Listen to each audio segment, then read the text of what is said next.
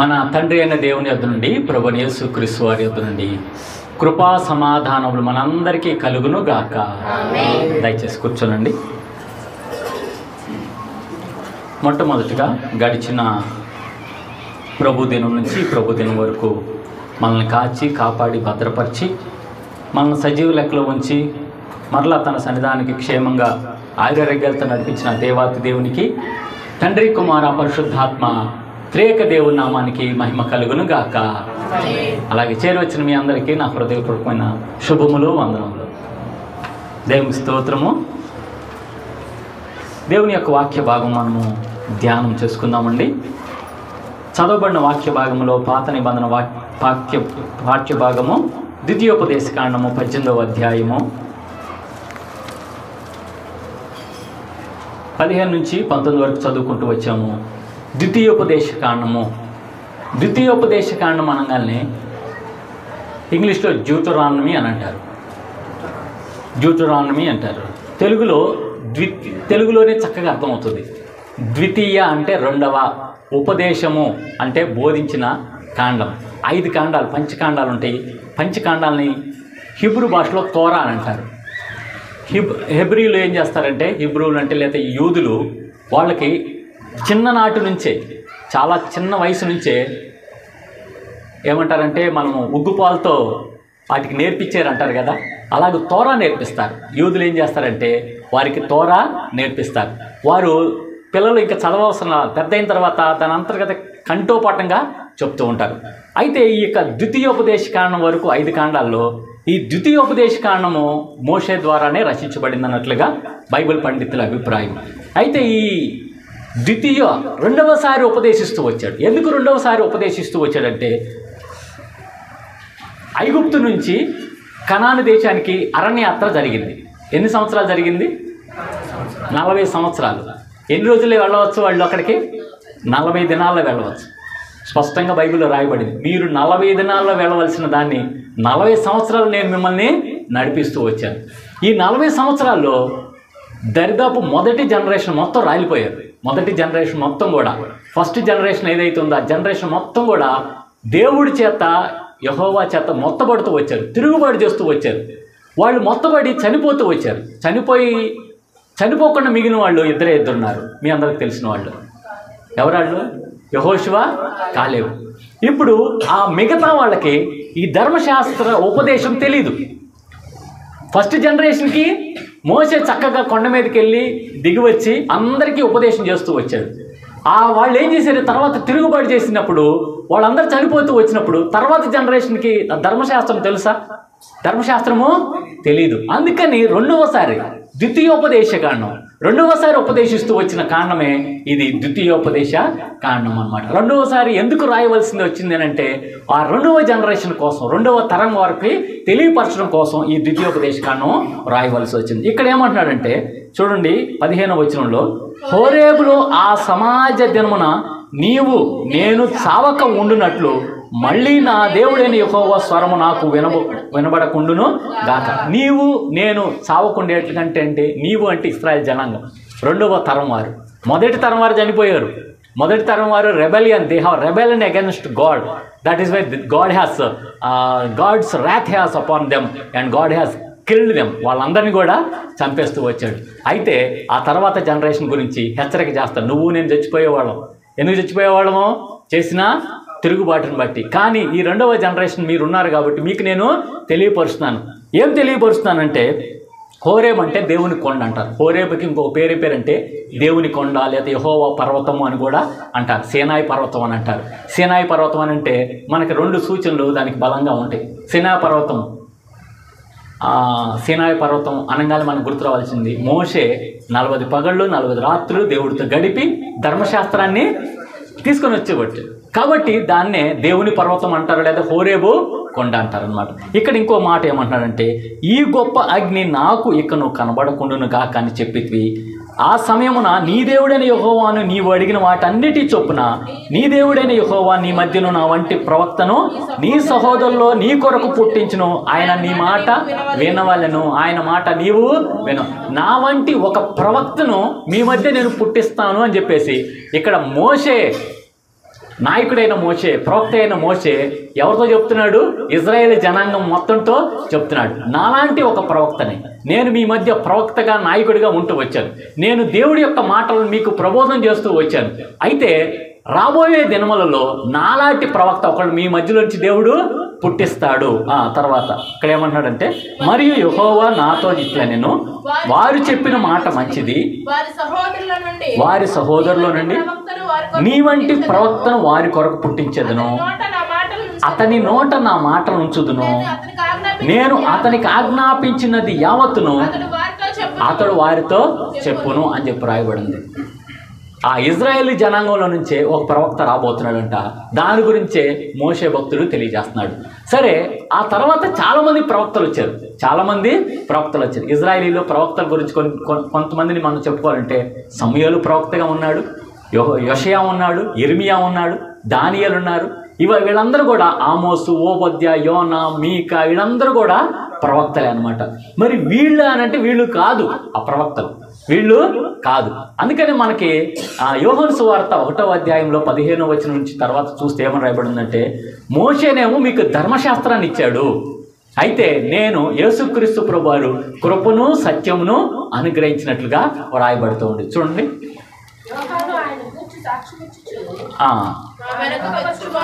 దానికి కొంచెం ముందు వచనాలకు వెళ్తే అక్కడ ఏమని రాయబడి ఉండిద్ది అంటే,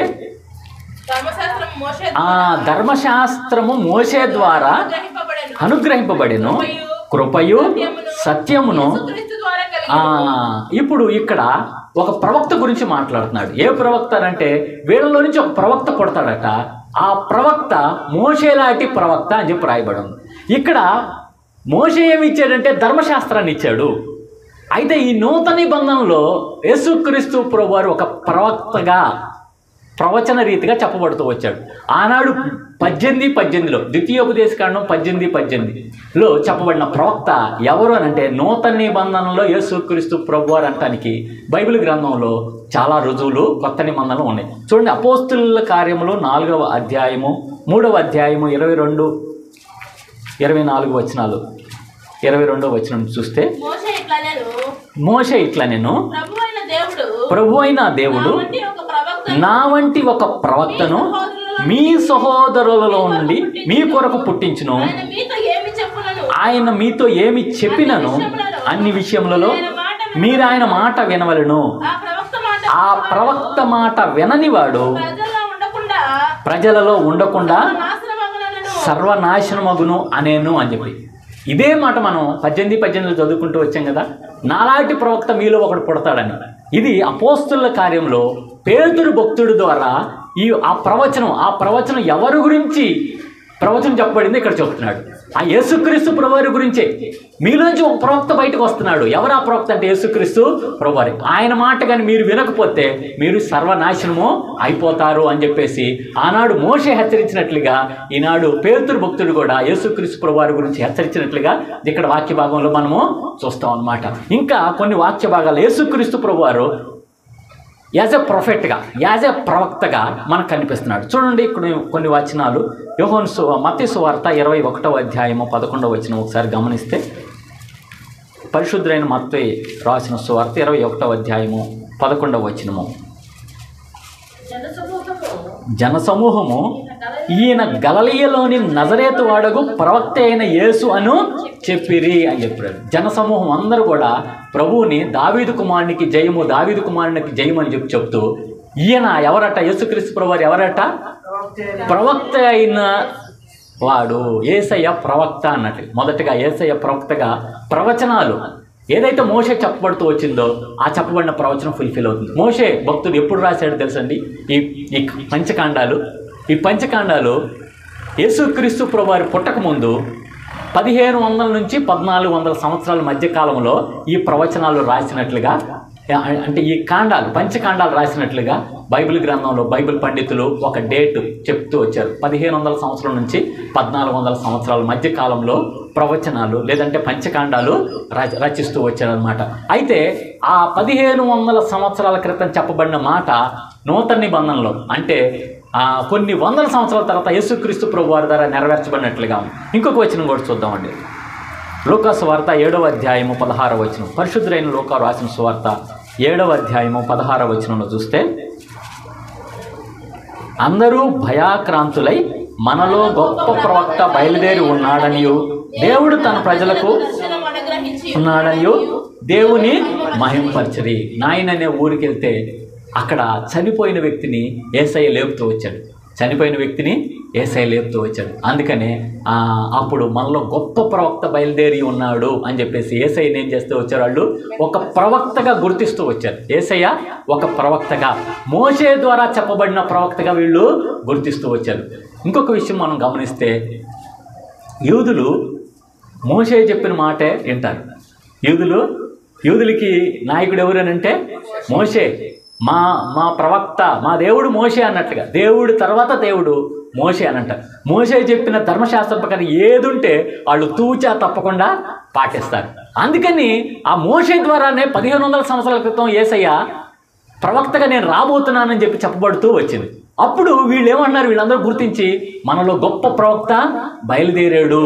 ఆ నాయిని గ్రామంలో చనిపోయిన ఆ బిడ్డని బ్రతికించినప్పుడు మనలోంచి గొప్ప ప్రవక్త బయలుదేరాడు. ఇంకొకటి ప్రవచన వాక్యం కూడా చూద్దామండి. లూకా సువార్తలోని 24వ అధ్యాయము 19వ వచనం చూస్తే, లూకా సువార్త 24:19లో,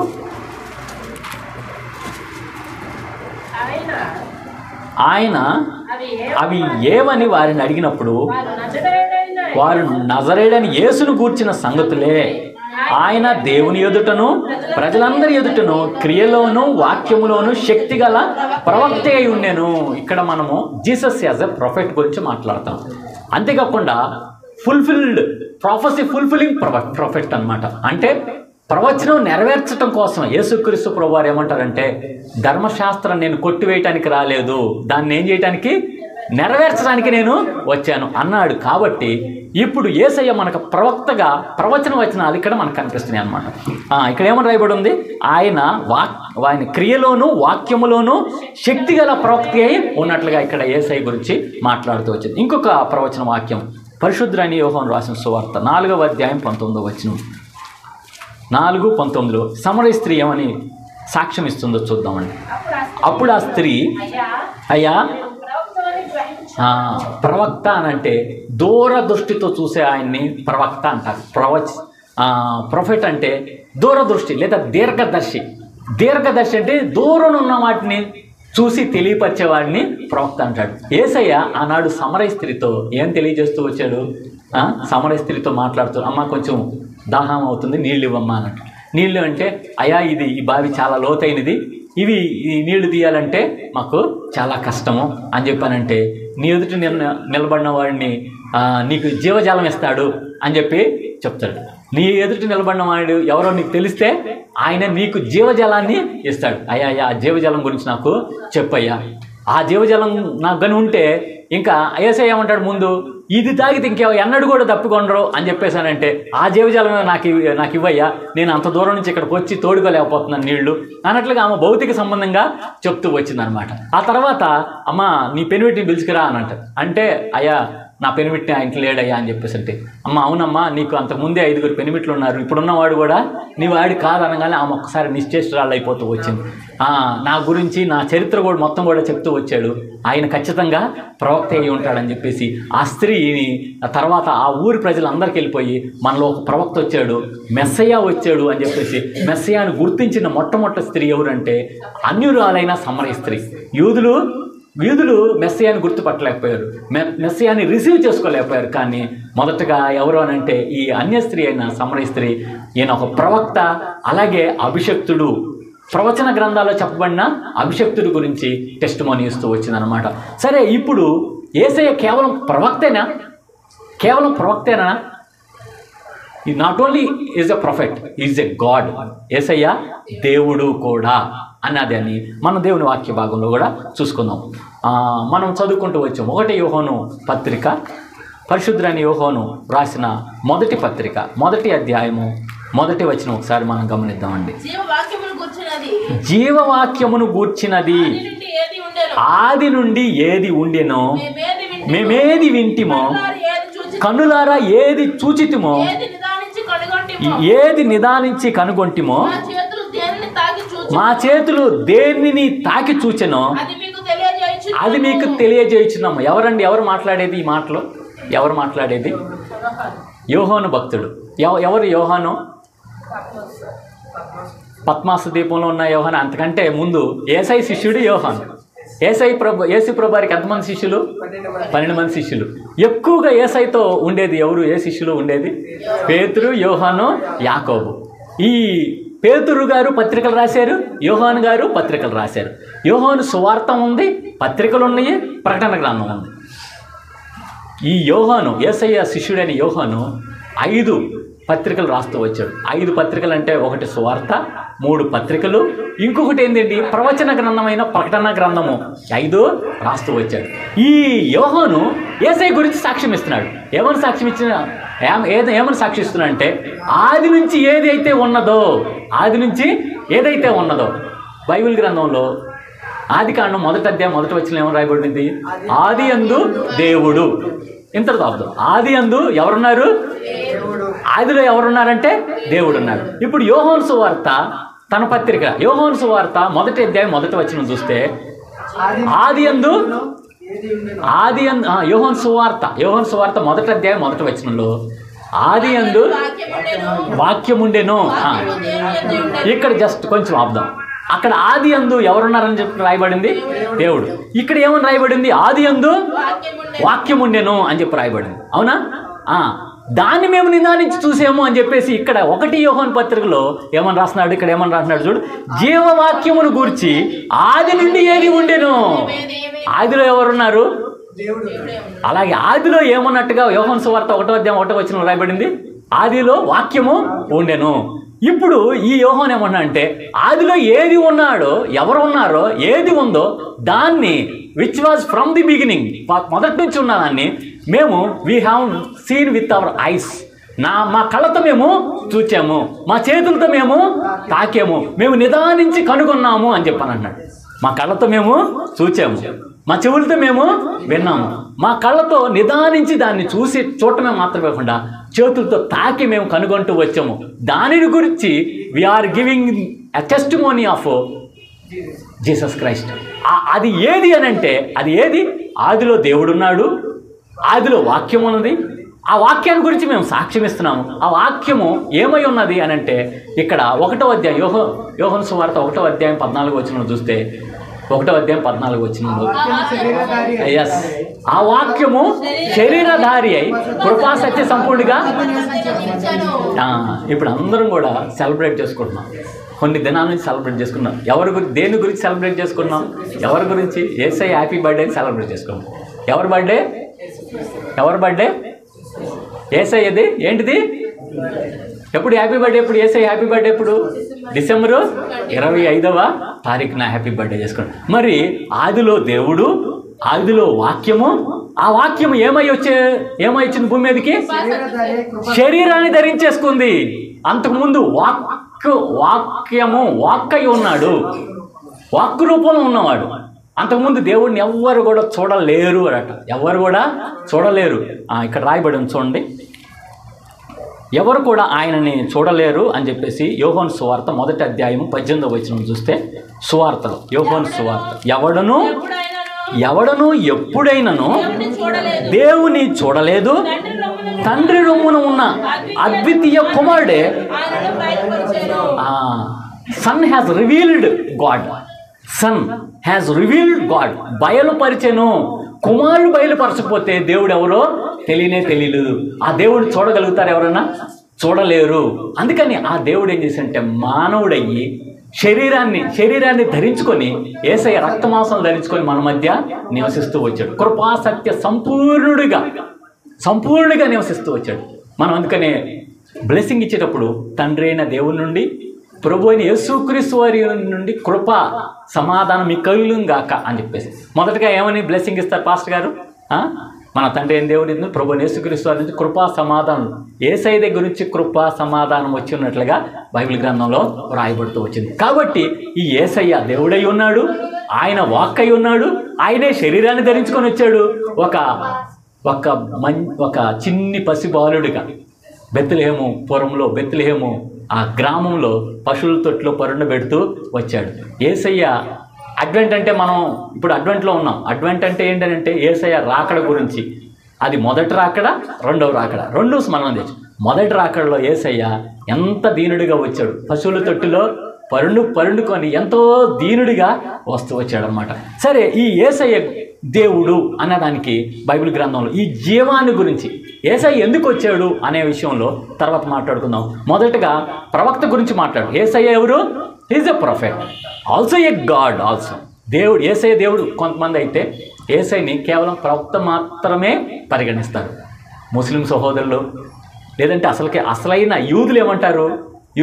యేసయ్యని yes, they do not agree Jesus Christ as God. దేవుడిగా ఎట్టి పరిస్థితిలో ఒప్పుకోరు. ఒకసారి పరిశీలి శాస్త్రులతో ఏమంటారంటే, నన్ను చూస్తే మీరు తండ్రిని చూసినట్లు అనగానే వెంటనే రాళ్ళది వేసుకున్నారు. ఏమనుకున్నావు? నువ్వు దేవుడితో సమానుడిగా నువ్వు ఎంచుకుంటున్నావా అని అంటారు. దేవుడితో సమానుడిగా ఎంచుకోవడానికి యేసు ప్రభువుని ఒప్పుకోలేదు. కానీ ఇప్పుడు నువ్వు నేను యేసయ్యని దేవుడిగా ఒప్పుకుంటున్నాం అన్నట్టు హల్లెలూయా చెప్దాం అందరం. హల్లెలూయా ఒప్పుకుంటున్నాం లేదా మనందరం? కానీ మీకు తెలుసు తెలీదు, ఇప్పటికి కూడా టిల్ టుడే ఈ రోజు వరకు యేసుని యేసయ్యని దేవుడికి ఎట్టి పరిస్థితుల్లో ఒప్పుకోరు. యెహోవా మాత్రమే దేవుడు అని చెప్తున్నాడు. కానీ యెహోవా దేవుడే ఎవరై ఉన్నారు? యేసు ప్రభువు అయినాడు. అవతార పురుషుడిగా భూమి మీదకి వస్తాడు. దివి నుంచి భూమి మీదకి దిగి వచ్చిన ఆ యేసయ్యే, ఆ యెహోవాయే దేవుడే ఈ భూమి మీదకి, దివి నుంచి భూమి మీదకి శరీరాన్ని ధరించుకొని దిగి వచ్చాడు. ఎందుకు రావాల్సి వచ్చింది? యేసయ్య ఎందుకు రావాల్సి వచ్చింది? అందుకని బైబిల్ గ్రంథంలో రాయబడింది, మనకి జీవాన్ని ఇవ్వడానికి రావాల్సి వచ్చింది. ఇక్కడ చూడండి, యోహాను సువార్త పత్రికలో ఇంకా కొంచెం ముందుకెళ్దాం. మనం కొంచెం వాక్యపు లోతులోకి వెళ్తే, జీవవాక్యమును గూర్చి ఆది నుండి ఏది ఉండినో, మేము ఏది వింటిమో, కన్నులారా ఏది చూచితిమో, ఏది నిదానించి కనుగొంటిమో, మా చేతులు దేనిని తాకి చూచినో అది మీకు తెలియజేయుచున్నాము. ఇక్కడ యోహాను సాక్ష్యం ఇస్తూ వచ్చాడు. మేము అని అన్నారు కదా, ఇక్కడ మేము ఏదైతే దేన్నైతే మేము అనే విషయంలో ఇప్పుడు మనం ఇందాకేమనుకున్నాము? యోహాను భక్తుడు ఉన్నాడు, పేతురు భక్తుడు కూడా ఉన్నాడు కదా. సరే, పేతురు పత్రిక చూద్దాం. పేతురు పత్రిక 2 పేతురు పత్రిక 1వ అధ్యాయం 16వ వచనం నుంచి ఒకసారి మనం గమనిస్తే, ఏలైనా ఇక్కడ పేతురు భక్తుడు దేవుడి గురించి సాక్ష్యం ఇస్తా స్పష్టమైన ఆ రుజువుతో కూడా అంటున్నాడు. కొంతమంది ఏమనంటే ఏదో ఇది ఊహించుకోను చమత్కారంగానే చెప్తున్నారు, లేదంటే వాక్చాతుర్యంతో మీరు చెప్తున్నారు అంటారని ఇక్కడ ఏమంటున్నా అంటే 16వ వచనంలో, ఏలయనగా చమత్కారంగా కల్పించిన కథలను అనుసరించి మన ప్రభు అయిన యేసుక్రీస్తు యొక్క శక్తిని, ఆయన రాకడను మేము చెప్పేది మీకు ఏదో చమత్కారమైన మాటలతో, కల్పించే మాటలతో, కళ్ళగోలు మాటలతో ఊహించుకొని మేము చెప్పట్లేదయ్యా యేసుక్రీస్తు వారి గురించి. ఇంకేమంటున్నాడు చూడండి, ఆయన మహాత్మ్యమును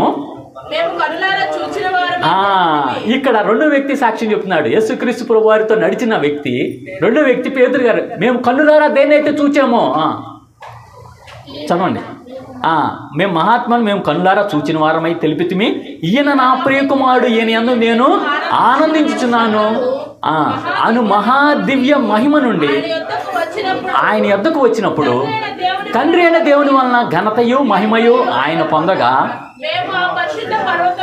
మేము ఆ పరిశుద్ధ పర్వతం మీద ఆయనతో కూడా ఉండిన వారమై ఆ శబ్దము ఆకాశం నుండి రాగా వింటిమి అని చెప్పారు. ఆ శబ్దం ఆకాశం నుంచి వచ్చినప్పుడు వింటిమి. ఇక్కడ పేతురు గారు, యోహాను గారు 2 సందర్భాల్లో ఈ పైనుంచి వచ్చే స్వరం విన్నారు. 2 సందర్భాల్లో విన్నారు. మొదటగా ఏ సందర్భంలో విన్నారు మీకు గుర్తుందా? మొదటగా ఒక సందర్భంలో విన్నారు. యేసుక్రీస్తు ప్రభువారు యోర్దాను నదిలో బాప్తిసం పొందినప్పుడు, బాప్తిసం ఇచ్చి యోహాను గారు బాప్తిసం పొందినప్పుడు, ఈయన నా ప్రియ కుమారుడు, ఈయన యందు నేను ఆనందిస్తాను, మీరు ఈయన చెప్పిన మాట వినండి అని చెప్పేసి అని అన్నాడు. అప్పుడు యేసు ప్రభువారు శిష్యులు చాలామంది కూడా, అంటే యేసు ప్రభువారికి ఇంకా ఇప్పుడు శిష్యులు ఏర్పడలేదు, కానీ అప్పుడు చాలామంది కూడా ఉంటూ వచ్చారు. సరే, ఆ సందర్భంగా ఇంకొక స్పష్టమైన సందర్భం ఒకటి మత్తయి సువార్త 17వ అధ్యాయంలో రాయబడింది. ఒకసారి చూద్దామండి.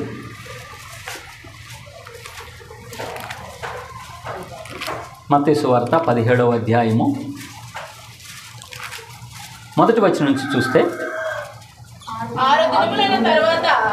6 దినములైన తర్వాత యేసు పేతురును, యాకోబును, అతని సహోదరుడైన యోహోనును వెంటబెట్టుకొని ఎత్తైన ఒక కొండ మీదకి ఏకాంతముగా పోయి వారి ఎదుట రూపాంతరము పొందెను. ఆయన ముఖము సూర్యుని వలె ప్రకాశించెను, ఆయన వస్త్రములు వెలుగు వలె తెల్లని వాయను. ఇదిగో మోషేయు ఏలియాయు వారికి కనబడి ఆయనతో మాట్లాడుచుండిరి. అప్పుడు పేతురు, ప్రభువా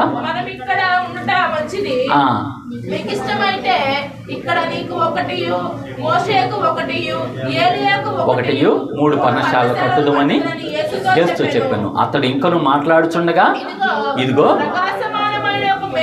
ప్రకాశమానమైన ఒక మేఘము వారిని కమ్ముకొనెను. ఇదిగో ఈయన నా ప్రియ కుమారుడు, ఈయన యందు నేను ఆనందించుచున్నాను. ఈయన మాట వినని ఒక శబ్దము ఆ మేఘముల నుండి పుట్టినప్పుడు ఎవరెవరు ఉన్నారు? పేతురు, యోహాను, యాకోబు, ఈ ముగ్గురు. అందుకనే సాక్ష్యం చెప్తున్నారు. ఏమని సాక్ష్యం చెప్తున్నారంటే, యోహాను సాక్ష్యం చెప్తున్నాడు, పేతురు గారు సాక్ష్యం చెప్తున్నారు. ఆది నుంచి ఏదైతే ఉందో, ఆది నుంచి ఉన్నదాన్ని ఏదైతే మేము నిదానించి చూస్తూ వచ్చాము, కన్నులారా చూస్తూ వచ్చాము, చెవులారా వింటూ వచ్చాము, చేతులతో మేము తాకి, యేసయ్య ప్రక్కన ఉన్నారు కదా, మరి చేతులతో తాకారా లేదా? తాకిన సందర్భం ఒకటి, పేతురు గారిని తాకిన సందర్భం ఒకటి ఉంది స్పష్టంగా. సముద్రం మీద నడుస్తూ ఉంటే యేసయ్య నడుచుకుంటూ వస్తున్నాడు, పేతురు గారు కూడా నడుచుకొని రావడానికి అనుమతిస్తూ వచ్చాడు. అనుమతి, అయ్యా నేను కూడా నీవే ప్రభుడు అయితే నేను ఈ నీళ్ళ మీద రావడానికి నాకు ఆజ్ఞవయ్యానంటే, సరే రా పేతురు నీళ్ళ మీద నడిచిరా అని అన్నాడు. నీళ్ళ మీద నడిచి వచ్చిన మొన్నగాడు మన పేతురు, శిష్యుడైన పేతురు నీళ్ళ మీద నడుచుకుంటూ వచ్చాడు. వెంటనే అమాంతంగా ప్రక్క నుంచి ఏమొచ్చింది? గాలి తుఫాను రేగుతూ వచ్చినప్పుడు ఆ గాలి తుఫాన్ని వెంటనే ఈ డైరెక్షన్లో యేసుప్రభువు వారు ఉంటే ఈ డైరెక్షన్ నుంచి గాలి తుఫాన్ని మొత్తం వస్తే వెంటనే డైరెక్షన్ మారిపోయింది. డైరెక్షన్ మారిపోగానే ఏమైంది? ఈయన ఈ బిగాన్ టు సింక్. ఏమైపోతున్నాడు? మునుగుతూ స్టార్ట్ అయిపోయింది. మునుగుతూ ఉన్నాడు, మెల్లగా మునిగిపోతూ ఉన్నాడు. అనగా వెంటనే యేసయ్య దగ్గరికి వచ్చేసి, అల్ప విశ్వాసి అంటే విశ్వాసంలో ఏమైపోయాడు? తగ్గిపోయాడు. నా వైపు చూస్తే నువ్వు నడిచావు, తుఫాను గాలి తుఫాను వైపు చూస్తే నువ్వు మునిగిపోతున్నావు, ఎందుకు అల్ప విశ్వాసం అయిపోయావు? లే అని చెప్పేసి, కమాన్ అని చెప్పేసి చేయించి లేపుతూ వచ్చాడు. మరి దేన్నైతే తాకానో నేను దాని గురించి I'm testifying about which I have touched, whom I have touched. నేను ఎవరినైతే తాకానో దాని గురించి సాక్ష్యం ఇస్తున్నాడు. ఇంకా 1వ యోహాను పత్రిక కొంచెం ముందుకు వెళ్దామండి. 1వ యోహాను పత్రిక తర్వాత వచనం చూస్తే, ఆ జీవం ప్రత్యక్షమాయను, తండ్రి యొద్ద ఉండి మాకు ప్రత్యక్షమైన ఆ నిత్య జీవమును మేము చూచి ఆ జీవమును గురించి సాక్ష్యం ఇచ్చుచు దానిని మీకు తెలియపరచును. ఆ జీవాన్ని గురించి, ఆ క్రైస్ట్ జీవం ఎవరు అని ఆయన గురించి మేము సాక్ష్యం ఇస్తున్నాము, దాని గురించి మేము మీకు తెలియపరుస్తున్నాము. తర్వాత మాతో కూడా మీకును సహవాసం కలుగునట్లు మేము చూచిన దానిని వినిన దాన్ని మీకు తెలియజేయుచున్నాము. మన సహవాసం అయితే తండ్రితో కూడాను ఆయన కుమారుడైన యేసుక్రీస్తుతో కూడా ఉన్నది. చాలండి. ఇప్పుడు మనము కొన్ని వచనాలు జీవం గురించి, యేసయ్య జీవం కలిగిన దేవుడు, జీవాధిపతి ఆయన గురించి ఇందాక దాకా ప్రొఫెట్ గురించి మాట్లాడకుండా ఇప్పుడు యేసయ్య దేవుడు ఎందుకు అవుతాడు అనే దాని గురించి 5వ అధ్యాయం యోహాను పత్రిక 5వ అధ్యాయము 20వ వచనం ఒకసారి మనం గమనిస్తే 5:20 యోహాను పత్రికలోనే 5:20 మనము సత్యవంతుడైన వానిని ఎరుగను. ఇప్పుడు ఒక్క నిమిషం ఇక్కడ యేసయ్యకి పేరు ఉంది. ఏం పేరు ఉంది? నేనే మార్గమును సత్యము. ఆ సత్యం గురించి ఈయన చెప్తాడు. యోహాను ఏమని చెప్తున్నాడంటే, మనం సత్యవంతుడైన వానిని ఎరగవలనని దేవుని కుమారుడు వచ్చి మనకు వివేకమును అనుగ్రహించి ఉన్నాడని ఎరుగుదుము. మనము దేవుని కుమారుడైన యేసుక్రీస్తు నందున్న వారమై సత్యవంతుని యందున్నాము. ఆయనే నిజమైన దేవుడును నిత్య జీవమునై ఉన్నాడు. ఎస్. ఇప్పుడు మనం ఒక పాయింట్ మనం స్పష్టంగా అర్థం చేసుకుందాం. యేసయ్య ట్రూత్ అయి ఉన్నాడు, అలాగే లైఫ్ అయి ఉన్నాడు. I am the true, I am the life. ఇక్కడ ఏమంటాడు యేసయ్య? నేనే మార్గమును సత్యమును, I am the way, I am the true, I am the life అని చెప్పేసి అని అంటాడు. ఇక్కడ స్పష్టంగా ఏమన్నా అంటే యేసయ్య గురించి సాక్ష్యం ఇస్తూ ఆయనే నిజమైన దేవుడును నిత్య జీవమునై ఉన్నాడు. ఆయన్ని మేము తెలుసుకున్నాము, మేము సాక్ష్యం చెప్తున్నాము. ఆయన్ని మేము తెలుసుకున్నాం కాబట్టి ఆ నిత్య జీవం గురించి మేము సాక్ష్యం చెప్తున్నాము. కాబట్టి మీకు మాకు ఉన్న సహవాసం ఏంటంటే యేసుక్రీస్తుతో కూడిన సహవాసము అని చెప్పేసి. ఇంకొక వచనం కూడా చూద్దామండి. అలాగే యోహాను సువార్త కన్ఫ్యూజ్ అవుతాం అండి. సువార్త పత్రిక మనం మాట్లాడుకున్నాం. సువార్త 1వ అధ్యాయం 4వ వచనం. యోహాను సువార్త, ఆయనలో జీవముండెను. ఎస్, ఆయనలో యేసయ్యలో ఏముందట? జీవం ఉండ. ఆ జీవం ఏం చేస్తుందట? దట్ లైఫ్ యాజ్ లైటనింగ్ అస్. ఆ జీవాన్ని లైఫ్ అంటే మనం జీవితము అని అంటాం. ఈ జీవాన్ని నుంచి వచ్చిందే జీవితము. లైఫ్తో ఉన్నాడా లేకపోతే లైఫ్ పోయిందా, లైఫ్ లేదా ఆయనకి అని అంటే లైఫ్తో ఉన్నాడు. లైఫ్ అంటే జీవం కలిగి ఉన్నాడు. ఈ జీవము ఏమై ఉందట? మనుషులకు వెలుగై ఉన్నది. ఇప్పుడు యేసయ్య అన్న మాట మళ్ళొకసారి జ్ఞాపకం చేయండి. నేనే మార్గమును, నేనే సత్యమును, నేనే జీవమునై ఉన్నాను. మళ్ళీ ఇంకో మాట ఏమంటే యేసయ్య ఏమంటే నేను లోకమునకు వెలుగై ఉన్నాను. యేసయ్య ఏమై ఉన్నాడు? లోకానికి వెలుగై ఉన్నాడు. అందుకనే వెలుగుకి మనం సాదృశ్యంగా మనం పండుగలో ఏం పెట్టుకుంటాము? వెలుగు స్టార్ పెట్టుకుంటాం అన్నమాట. ఉదయించే నక్షత్రం. ఎందుకు పిచ్చోళ్ళగా లాగి పెట్టుకుంటాం మనం స్టార్ అని? ఎవరో వాడు పెట్టుకున్నారు కాబట్టి వీళ్ళు పెట్టుకున్నారని కాదు, స్పష్టంగా ఉంది. అక్కడ సంఖ్యాకాండం 24వ అధ్యాయం 17వ వచనంలో నక్షత్రము యాకోబులో నుంచి ఉదయించే నక్షత్రం యేసయ్య ప్రభువారు. ఆ నక్షత్రాన్ని ఎప్పుడో కొన్ని వందల సంవత్సరాల క్రితం ఎవరు చూస్తూ వచ్చారంటే బిలాము అనే ప్రవక్త చూస్తూ వచ్చాడు. కొన్ని వందల సంవత్సరాల క్రితం బిలాము చూస్తే ఆ బిలాము చూసిన ఆ నక్షత్రాన్ని ఎవరు చూస్తూ వచ్చారు? జ్ఞానులు చూస్తూ వచ్చారు. కొత్త నిబంధనకు వచ్చేసరికి జ్ఞానులు ఆ నక్షత్రాన్ని చూశారు. ఆ నక్షత్రాన్ని చూసి ఏంటి వింత నక్షత్రము? 2 నక్షత్రాలు కలిసినప్పుడు క్రొత్త నక్షత్రము పుట్టిందట. ఆ నక్షత్రం చూసి వాళ్ళందరూ నిశ్చేష్లైపోయి ఆ నక్షత్రం ఎటువైపు వెళ్చిందో, ఎక్కడ వెళ్చిందో దాన్ని చూస్తూ వచ్చారు. చూస్తూ వెళ్తే అది ఎక్కడ వచ్చింది, ఎక్కడికి వచ్చి ఆగింది అంటే అది నడవలేదు, దాన్నే వీళ్ళు చూస్తూ వచ్చారు. చూస్తూ వస్తే అది బెత్లెహేము అనే ఆ కుగ్రామం దగ్గరికే ఉంది. యెరూషలేం పట్టణానికి వచ్చేసారు. యెరూషలేం పట్టణానికి వచ్చి బెత్లెహేం దాకా వెళ్ళలేదు. ఆ యెరూషలేం పట్టణం దగ్గర దాకా అది దాని డైరెక్షన్ చూస్తూ వీళ్ళు వచ్చారు.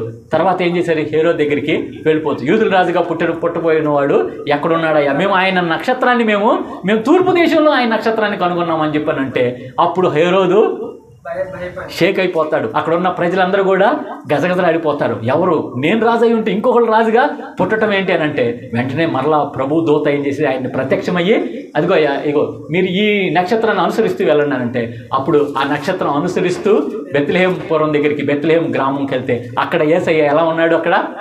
అక్కడ యేసయ్య తల్లి దగ్గర మరియ దగ్గర ఉంటే వీళ్ళు సాష్టాంగపడి సాగిలపడి బంగారు సాంబ్రాణి బోళాన్ని యేసయ్యకి అర్పించినట్లుగా మనం చూస్తూ వచ్చాం అన్నమాట. అయితే ఈ యేసయ్య స్టార్ అయి ఉన్నాడు. ఏ స్టార్ అయి ఉన్నాడు? జీపీఎస్ అయి ఉన్నాడు. జీపీఎస్ అంటే నూతన నిబంధనల జీపీఎస్ అంటే ఏంటి? మనం క్షమించండి, ఇప్పుడున్న మోడర్న్ జనరేషన్లో ఇప్పుడు మనకి జీపీఎస్ అనే సిస్టమ్ వచ్చింది. ప్రతి ఒక్క ఫోన్లకి ఏముంటుంది? జీపీఎస్ ఉంటుంది. జీపీఎస్ అంటే ఎవరైనా తెలుసా? గ్లోబల్ పొజిషనింగ్ సిస్టమ్ అంటారు. GPS global positioning system. చాలామందికి తెలియకపోవచ్చు, తెలియాల్సిన అవసరంలా. కానీ ఎక్కడి నుంచి ఎక్కడికి వెళ్ళాలి తెలియాలనుకో ఒకటి మొత్తం తెలుసుకుంటారు. వెంటనే గూగుల్ సెర్చ్లోకి వెళ్ళి లొకేషన్ సెర్చ్ చేస్తారు.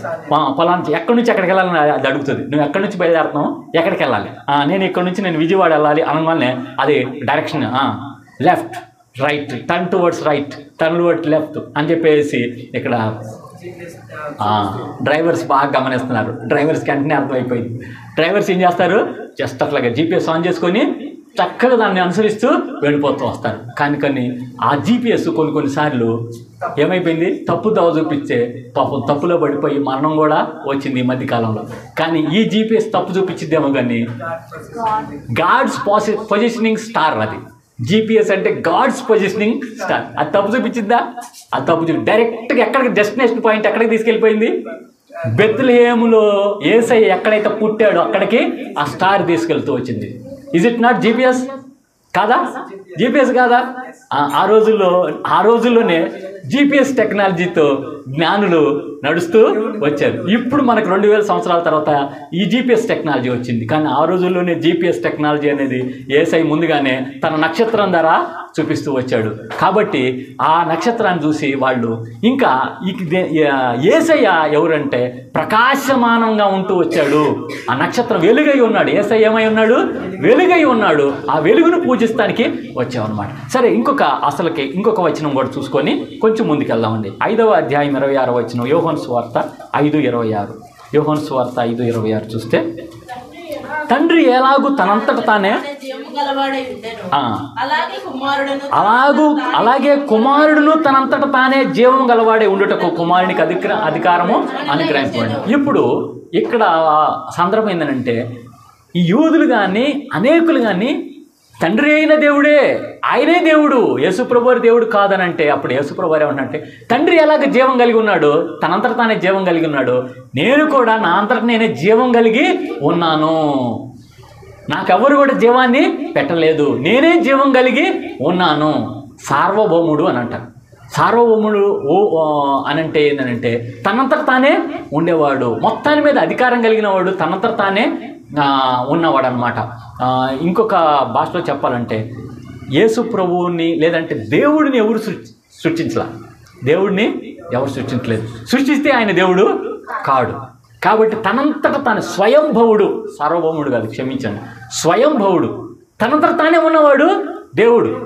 ఒకవేళ నువ్వు పెట్టుకుంటే ఆయన అది దేవుడు కానే కాదు. ఇప్పుడున్న సంస్కృతి ఏంటంటే మన దేవుడిని మనం చేసుకుంటున్నాం. మనం we are making gods, but God himself is a God. ఆయన స్వయంభవుడై ఉన్నాడు. కాబట్టి తండ్రి ఎట్లాగా జీవం కలిగి ఉన్నాడో నేను కూడా అలాగే జీవం. ఎందుకని యేసుప్రభు వారు ఈ విధంగా చెప్తున్నాడంటే, ఆ జనులకి అర్థం కావటం కోసం తండ్రి ఎలాగూ దేవుడిగా ఉన్నాడు, నేను కూడా అని అన్నాడు. కాబట్టి ఆయన నేను ఒకటే అని కూడా తర్వాత తెలియజేస్తూ వచ్చాడు. తండ్రి నేను ఏకమై ఉన్నాను. ఇంకొక వచనం చూసుకుందాం, ముందుకెళ్దాం. 14వ అధ్యాయం, అసలైన వచనము, మనందరికీ తెలిసిన వచనం. 14వ అధ్యాయం, యోహాను సువార్త 14:6. యేసు నేనే మార్గమును, నేనే సత్యమును, జీవమును, నా ద్వారా తప్ప ఎవడనో తండ్రి వద్దకు రాడు. ఇప్పుడు అసలైన విషయం ఏంటంటే, నేనే మార్గమును, నేనే సత్యమును, జీవమును అయి ఉన్నా, నా ద్వారా తప్పితే తండ్రి దగ్గరికి ఎవరు కూడా వెళ్ళండి. ఇప్పుడు జీవం అయి ఉన్న వ్యక్తి ఈయనే యేసుక్రీస్తు.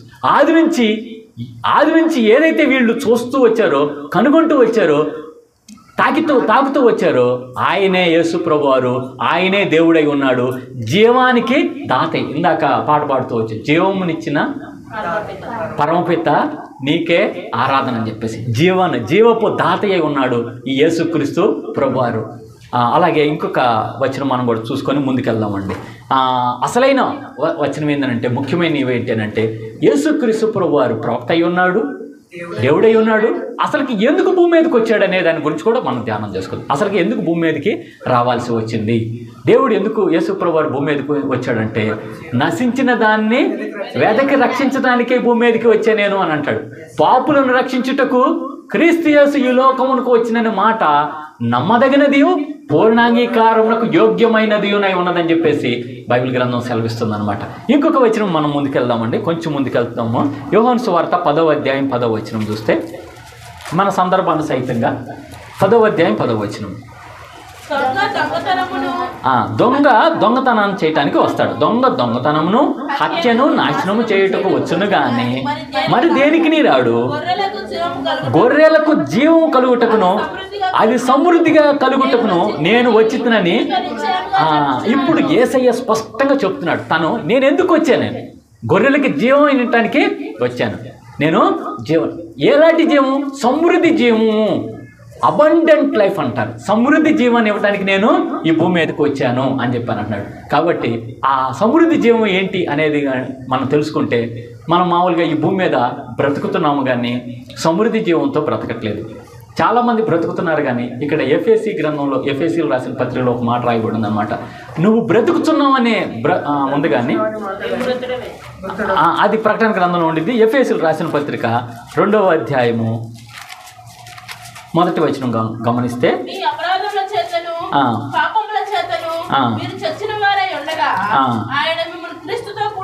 ఇక్కడ మొదటగా ఏమంటుందంటే, అపరాధం చేతను పాపం చేత చచ్చిన వారై ఉన్నారు అని అంటే ఇది జీవం కలిగి ఉంటామా, నిర్జీవం కలిగి ఉంటామా? పైకి మట్టుకు బ్రతుకుతున్నాం, పైకి మట్టుకు బ్రతుకుతున్నాం. ప్రాణ దేహం ఉంటుంది, ప్రాణదేహం ఉండదు, కానీ ఆత్మ లేకుండా ఉంటున్నాను. ఇది సమృద్ధి జీవము కానే కాదు. అయితే మీరు అపరాధముల చేతను పాపం చేతను చచ్చిన వారై ఉన్నారు. ఇంకొక సందర్భంలో ప్రకటన గ్రంథంలో చూస్తే, ప్రకటన గ్రంథంలో నువ్వు బ్రతుకుతున్నావు అనే మాట ఉంది, కానీ నీవు మృతుడివే అని చెప్పే సందర్భం చూడండి. 3వ అధ్యాయంలో 3వ అధ్యాయం 1వ వచనంలో చూడండి. నీ క్రియలను నేను ఎరుగుదును ఏమనగా అక్కడ నుంచి జీవించుచున్నామన్న పేరు మాత్రం ఉన్నది, కానీ జీవం లేకుండా ఉన్నామండి. మనం పైకి బ్రతుకుతున్నట్టుగా ఉంటున్నాం, కానీ మృతులమే. యేసయ్య లేకపోతే మృతులమే, యేసయ్య లేకపోతే మృతులమే. అయితే పైకి మరి అందరు బ్రతుకుంటున్నారు కదా. ఆదాముని దేవుడు ఏమన్నాడు ఆనాడు? తండ్రి అయిన దేవుడు ఏమన్నాడు? నువ్వు ఈ పండు తినన్నా చస్తావు అని అన్నాడు. చావడం అంటే మరి చచ్చిపోయి ఉండాలిగా, ఆదాం బతికుండగలదు కదా. ఆ అర్థం కాదు, జీవం లేకుండా ఉంటూ వచ్చాడు. జీవం అనేది లేదు, ఆ జీవం అనేది అసలైన జీవం లేకుండా కేవలం ప్రాణము దేహంతో ఉంటూ వచ్చిన సందర్భం ఉందన్నమాట. అయితే ఆ పోయిన దాన్ని ఇవ్వటానికి కోసం యేసయ్య భూమి మీదకి వచ్చాడు. నిత్య జీవాన్ని ఇవ్వటానికి, అసలైన జీవం, అబండెంట్ లైఫ్ ఇవ్వటానికి మనకి భూమి మీదకి యేసయ్య వచ్చినట్లుగా ఇక్కడ సందర్భం అన్నట్టు. ఇంకొక వాక్యం కూడా చదువుకుందామండి, చూసుకుందాము. 6వ అధ్యాయం 51వ వచనం చూస్తే, యోహాను సువార్త 6వ అధ్యాయం 51వ వచనం. మనం అంతా యోహాను సువార్తలోనే ఉంటున్నాము. యోహాను సువార్త 6:51. 6వ అధ్యాయం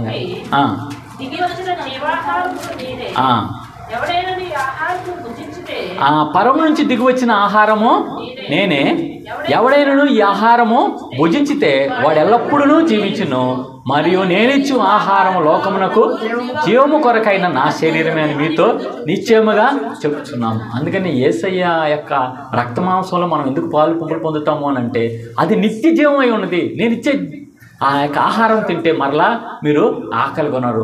క్షయమైనది ఉంది, అక్షయమైన ఆహారము ఉందన్నమాట. అయితే ఈ క్షయమైన ఆహారం తింటే మీరు ఆకలి కొంటారు, కానీ అక్షయమైన ఆహారం తింటే మీరు ఆకలి కొనరు. అది ఎక్కడంటే నిత్య జీవనం ఉండే ఆహారం అది. అయితే దానికి మాదిరిగా ముందుగానే భూమి మీద ఏం చేస్తున్నారంటే, మనము ఈ యేసయ్యని అనుభవిస్తున్నట్లుగా మనం రక్త మాంసంలో యేసయ్య యొక్క ఆ రొట్టె ద్రాక్ష రసంలో పాలు, అదొక సాదృశ్యం మాటకే, అదొక సాదృశ్యం మాటకే. అందుకనే ఇక్కడ ఏమంటున్నాడు, మరొకసారి చదువుదాము. అక్కడ ఏమంటాడు, పరలోకం నుండి దిగి వచ్చిన జీవాహారం నేనే, ఎవడైనా ఈ ఆహారం భుజిస్తే వాడు ఎల్లప్పుడూ జీవించే ఆహారము, ఇదే జీవాహారము. ఇంకొక వచనం కూడా చూద్దాం. 6వ అధ్యాయంలోనే 63వ వచనం చూస్తే, ఆత్మయే జీవింపు చేయుచున్నది, శరీరము కేవలం నిష్ప్రయోజనము. నేను మీతో చెప్తున్న మాటలు ఆత్మయు జీవమునై. ఇప్పుడు అసలైన సందర్భం పాయింట్ ఏంటంటే, యేసయ్య చెప్పే మాటలే ఆ జీవమే మాట అయి ఉన్నది. మళ్ళీ ఒకసారి ఆ సందర్భం ఒకసారి చూద్దామండి. ఏమంటున్నాడు చూడండి, ఆత్మయే జీవింపు చేయుచున్నది, శరీరం కేవలం నిష్ప్రయోజనం. నేను మీతో చెప్పి ఉన్న మాటలు ఆత్మయు జీవమునై ఉన్నాయి. యేసయ్య మాటలే జీవపు మాటలు, ఓటలు. యేసయ్య మాటలే జీవపు ఓటలై ఉన్నాయి. కాబట్టి ఈ యొక్క జీవగ్రంథాన్ని మనం చదివితే, జీవగ్రంథాన్ని చదివితే ఏమవుతుందండి, మన హృదయంలో జీవజలపు నదులు పారతాయి అని చెప్పి రాయబడింది. మన బైబిల్ గ్రంథంలో, ఇర్మియా గ్రంథంలో కూడా రాయబడింది. దేవుణ్ణి కానీ వదిలిపెడితే జీవజల నదులు పోగొట్టుకున్నట్లుగా, జీవజలపు ఊట పోగొట్టుకున్నట్టు. చూడండి ఒకసారి ఇర్మియా గ్రంథము 2వ అధ్యాయం గమనిస్తే, ఇర్మియా గ్రంథము 2వ అధ్యాయము 13వ వచనం చూడండి. నా జనులు 2 నేరములు చేసి ఉన్నారు, జీవజలముల ఓటనైన నన్ను విడిచి ఉన్నారు, తమ కొరకు తొట్లను, అనగా బ్రద్దలై నీళ్లు నిలువన తొట్లను తలుపించుకున్నారు. ఎవరై ఉన్నారంటే యేసయ్య. ఎందుకంటే దేవుడు ఏమైనాడు, జీవజలపు ఓట అయి ఉన్నాడు. ఆ జీవజలపు ఓటని అట విసర్జిస్తూ వచ్చారట. అయితే యేసయ్య ఏమంటాడంటే, ఆ జీవజలాన్ని నేనే అయి ఉన్నాను, జీవాహారాన్ని నేనే అయి ఉన్నాను. అయితే ఈ జీవం ఏంటంటే, యేసయ్య చెప్పే మాటే జీవం అయి ఉన్నది. యేసయ్య యొక్క మాటే జీవం అయి ఉన్నది. ఆ యేసయ్య మాటను కానీ మనం కానీ అంగీకరించకపోతే జీవం లేని వారంగా ఉంటాం అన్నమాట. ఆ యేసయ్య మాటలే జీవపు మాటలు. ఈ బైబిల్ గ్రంథం మొత్తం కూడా ఏ మాటలు అయి ఉన్నాయి? ఈ మాటలు, బైబిల్ గ్రంథం మాటలు జీవపు మాటలు, జీవపు ఓటలు. ఇవన్నీ కూడా ఈ బైబిల్ గ్రంథం చదివేటప్పుడు ఎన్నోసార్లు ఎంతోమందిని దేవుడు దర్శిస్తూ వచ్చాడు. ఆ హృదయంలో నెమ్మది, శాంతిని, సమాధానాన్ని కలుగజేస్తూ వచ్చాడు. మొదటిగా యేసయ్య ఎందుకు వచ్చాడంటే మనకి సమృద్ధి జీవాన్ని ఇవ్వడానికి వచ్చాడు. అలాగే ఇంకో రెండవదిగా మనకి సంతోషాన్ని ఇవ్వటానికి వచ్చాడు. ఇక చూస్తే లూకా సువార్త 2వ అధ్యాయం 10వ వచనం ఒకసారి గమనిద్దాం. లూకా 2:10. అయితే 2వ అధ్యాయం 14వ వచనం, సర్వోన్నతమైన స్థలములలో దేవునికి మహిమయు, ఆయనకి ఇష్టమైన మనుషులకి భూమి మీద సమాధానమును కలుగును. సమాధానం, సంతోషము, సమాధానం, ఈ రెండు చాలా దగ్గరగా ఉంటాయి. కొంచెం ముందుకెళ్తే దాని పైన 10వ వచనం చూడండి. అయితే ఆ దూత భయపడుకుడి, ఇదిగో ప్రజలందరికీ కలగబోవు మహాసంతోషకరమైన సువర్తమానం. మహాసంతోషకరమైన సంతోషం, యేసయ్య పుట్టుక సంతోషంతో కూడింది. ఇంకా యోహాను పత్రికలోకి వెళ్తే, యోహాను పత్రిక యోహాను పత్రికలో 1వ అధ్యాయము 4వ వచనం, 1:4. చదవండి. ఆయనలో జీవముండెను. సువార్త కాదమ్మా, 4.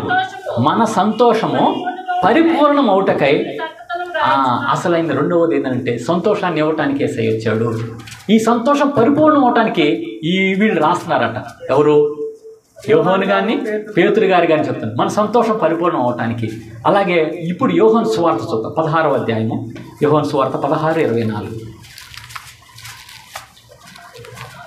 యోహాను సువార్త 16:24. ఇదివరకు ఏమీ నా పేరట అడగలేదు, మీ సంతోషం పరిపూర్ణమున్నట్లు అడుగుడి, మీకు దొరుకును. 2 పాయింట్లు గుర్తుపెట్టుకుందాం. ఒకటి, యేసయ్య వచ్చింది దేనికి? నిత్య జీవుడు. ఆ జీవపు దాత నిత్య జీవాన్ని ఇవ్వటానికి భూమి మీదకి వచ్చాడు. రెండవదిగా నీకు సంతోషాన్ని ఇవ్వటానికి భూమి మీదకి వచ్చాడు. ఎందుకంటే మనందరికి ఏమి ఇవ్వటానికి వచ్చాడు? సంతోషాన్ని ఇవ్వటానికి. అందుకనే దూత ఏమనంటే, జనులందరికీ కలగబో మహా సంతోషకరమైన సువర్తమానం నేను మీకు తెలియజేస్తున్నాను. ఎప్పుడు మరి నిజంగా మనం సంతోషంతో ఉన్నామా? మనందరము నిజంగా సంతోషంతో ఉన్నామా? సహజంగా సంతోషము, స్టార్ని చూస్తే సంతోషం వచ్చింది. ఈ క్రిస్మస్లో స్టార్ని చూస్తే సంతోషం వచ్చింది. అలాగే లైటింగ్స్ చూస్తే సంతోషం వస్తుంది. అలాగే జనులందరిని చూస్తే సంతోషం వస్తుంది. ఒక 15 రోజులు అయిపోయిన తర్వాత స్టార్ ఉండదు, లైటింగ్ ఉండదు, ఇంకా జనులు కూడా ఉంటారు. వచ్చిన బంధువులు, మిత్రులు కూడా అందరూ కూడా దూరం అయిపోతారు. అప్పుడు ఏమైపోతాము? ఇప్పుడు ఛార్జింగ్ డౌన్ అయిపోయినప్పుడు ఎట్లా కొడుతుంది అట్లాగే. అలాంటిదా యేసయ్య ఇచ్చే జీవం? అలాంటిదే జీవం, నిత్య జీవం. అలాంటిది కాదు. ఆ సంతోషం కూడా యేసయ్య ఇచ్చేది అలాంటిది కానే కాదు. అలాగా కాకుండా ఉండాలంటే యేసయ్యని హృదయంలో మనం చేర్చుకుంటేనే ఆ నిత్యమైన సంతోషం ఉండేది. యేసయ్యని హృదయంలో చేర్చుకోవాలి. బయట స్టార్ పెడతారు, హృదయంలో మట్టికి స్టార్ ఉండదు. అప్పుడు సంతోషం ఉండిద్దా? మనకి ఎవరికి కూడా సంతోషం ఉండదు. చాలామందిని యేసయ్యని పర్సనల్ సేవియర్గా, సొంత రక్షకుడు అంగీకరించడానికి మటుకు ఇష్టపడరు. కానీ సేవియర్ గురించిన ఆ స్టార్ మటుకు పెడతా ఉంటారు. అది హృదయంలో స్టార్ లేకుండా బయట స్టార్ పెట్టిన ఉపయోగము లేదు. బయట స్టార్ పెట్టుకోకపోయినా హృదయంలో స్టార్ ఉంటే చాలు. బయట స్టార్ పెట్టుకోపోయినా పర్వాలేదు, హృదయంలో స్టార్ ఉంటే చాలు. కాబట్టి దేవుడు యేసయ్య ఎందుకు వచ్చాడంటే నీకు నాకు నిత్య జీవం ఇవ్వటానికి వచ్చాడు. అలాగే యేసయ్య ఎందుకు వచ్చాడంటే నీకు నాకు సంపూర్ణ సంతోషాన్ని ఇవ్వటానికి వచ్చాడు. ఒకవేళ సంతోషం లేకపోతే, సమాధానం లేకపోతే ఏమని అడగాలి మనము? యేసయ్య నీ సంతోషం నాకు ఇవ్వయ్యా. నువ్వు సంతోషం ఇస్తానన్నావు కదా. ఇక్కడ వచనం చూడండి, అక్కడ ఏమనంటున్నాడు? మీ సంతోషము పరిపూర్ణం అగునట్లు అడుగుడి. సంతోషం, చాలామందికి సంతోషం ఉండట్లేదు కదా ఈ రోజుల్లో ఉంటుంది, తర్వాత రోజుల్లో సంతోషము ఉండదు. కొంత ఉండిది, కొంతకాలం తర్వాత సంతోషం పోయేటట్లుగా ఉండేది. అయితే ఎప్పుడు ఒక విషయం మనం ప్రార్థన చేస్తూ ఉండాలి. యేసయ్య నన్ను ఎప్పుడు సంతోషం ఉండేట్లు చేయ్యా. ఉచితంగానే ఇస్తాడు, లేకపోతే ఆయన ఖరీదు చెల్లించాలా, ఆయన డబ్బులు చెల్లించాలా? ఈ సంతోషం కోసం, ఈ సమాధానం కోసం అనేకులు తీర్థయాత్రలు చేస్తూ ఉంటారు, అనేకులు ధనం వెచ్చిస్తూ ఉంటారు, అనేకులు ఆర్టిఫిషియల్గా కొనుక్కోవడానికి ప్రయత్నం చేస్తూ ఉంటారు.